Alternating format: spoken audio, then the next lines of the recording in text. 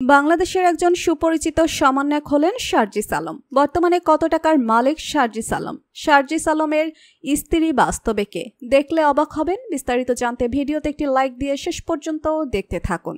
শারজিস আলম বাংলাদেশের সাম্প্রতিক ছাত্র আন্দোলনের অন্যতম প্রধান মুখ।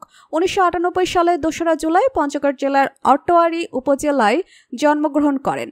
তার বাবা আখতারুজ্জামান সাজু ও মা বাকেরা বেগম।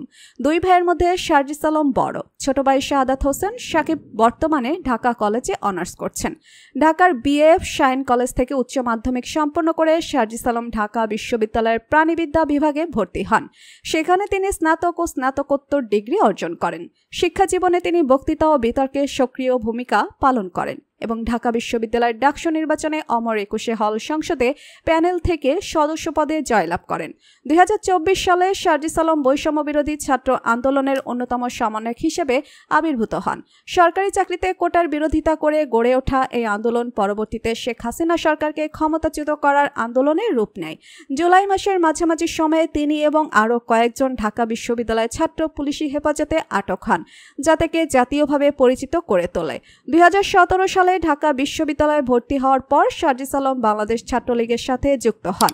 2019 সালে তিনি ডাকসু নির্বাচনে ছাত্রলীগ প্যানেল থেকে নির্বাচিত হন। তবে 2022 সালে তিনি সংগঠনটি থেকে পদত্যাগ করেন। প্রধানমন্ত্রী শেখ হাসিনার পদত্যাগের পর শারজিস আলম এবং তার সংগঠন নোবেল বিজয়ী মোহাম্মদ ইউনূসকে অন্তর্বর্তীকালীন সরকারের নেতৃত্ব দেওয়ার আহ্বান জানান। তিনি জুলাই শহীদ স্মৃতি ফাউন্ডেশনের সাধারণ সম্পাদক হিসেবে 21 অক্টোবর 2024 থেকে 22 জানুয়ারি 2025 পর্যন্ত দায়িত্ব পালন করেন। 31 জানুয়ারি 2025 সালে শারজিস আলম বিয়ে করেন।